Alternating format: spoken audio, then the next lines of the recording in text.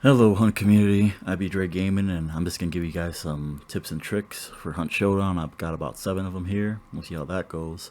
Uh, so if you please like and subscribe the video. I'm kind of new to this YouTube stuff, so if you have any comments, just put them in the comment section. Hopefully you got some tips as well to help new members, but we're gonna get straight into it. So tip number one, you always want to equip a knife or some type of melee as well as heals. Heals consist of vitality shots, first aid kits.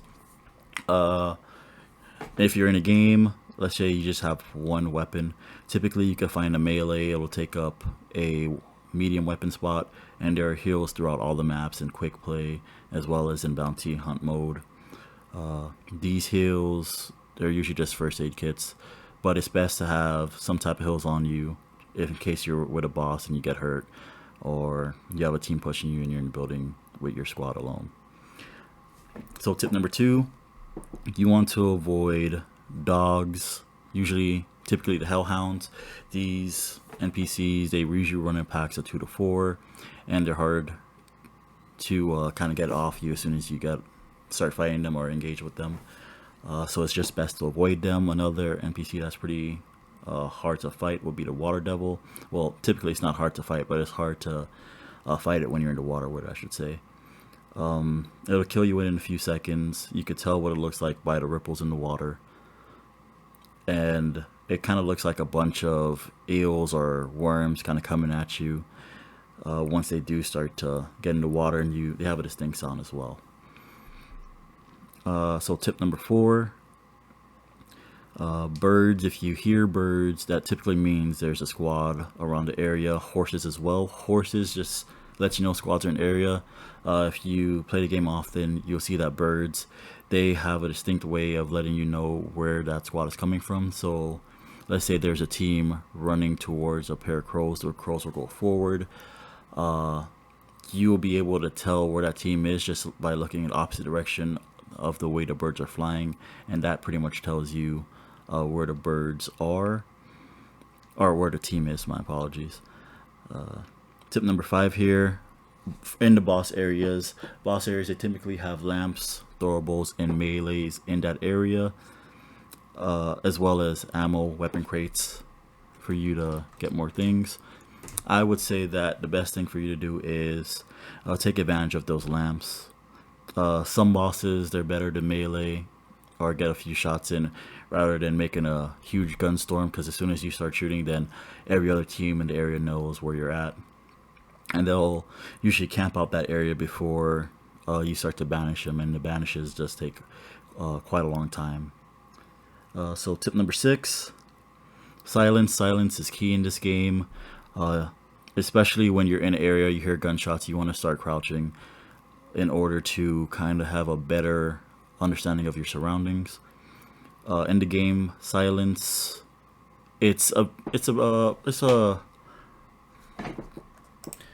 I'd consider a priority. When you're walking on different terrains, it has different sounds. So if you're walking on dirt, it has a different sound than if you're walking on a roof, which makes it sound more like you're walking on metal.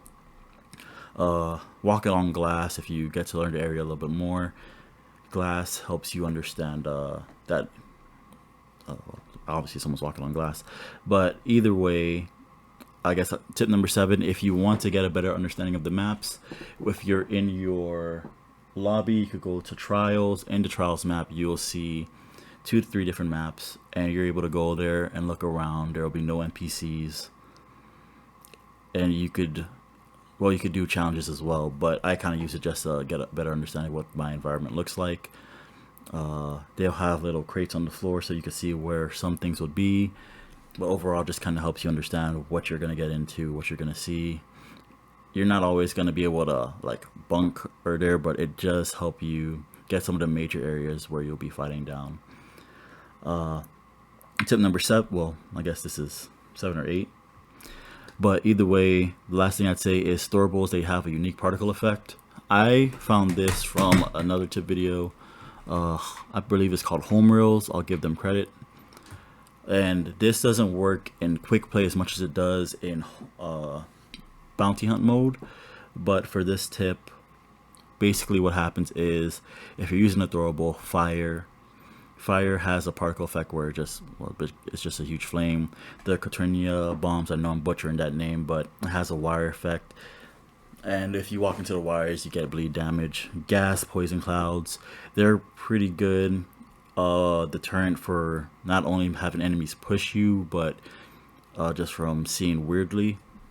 If you throw these kind of poison clouds on a boss, then it prevents other squads from coming in and trying to take your bounty tokens, especially if you're getting pushed pretty hard downstairs and you have to go upstairs. You could throw a poison cloud that on that boss, and hopefully they don't have any choke bombs. Choke bombs are good at suppressing fire, and they have a weird distortion effect just from moving forward.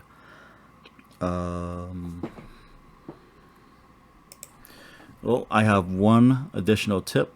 Not sure if this makes 8 or 9 or 7 or whatever, but either way, the last tip I have is the shrapnels in the game. They're pretty, I don't want to say too overpowered, but frag grenades in particularly, they do shrapnel damage. So using the Buckward perk, which reduces explosive damage by the lance and just explosives by 50%, this does not count towards frag grenades, because frag grenades, they use shrapnel, basically meaning that when it explodes, the metal sheet in there, it explodes it into like a jillion pieces, and that's what hits you, the shrapnel, not an explosion. So that's just one last tip. Library, Monster kind of shows you what monsters there are in the game. If you hit these weapons here, kind of shows you what weapons you have and what you need to unlock them. For a few people that are a bit unfamiliar with the weapons, this is a good overview. Just going in here, looking to see what type of ammo you could get eventually, how much XP you need, as well as go to your arsenal and just kind of match up the names with them.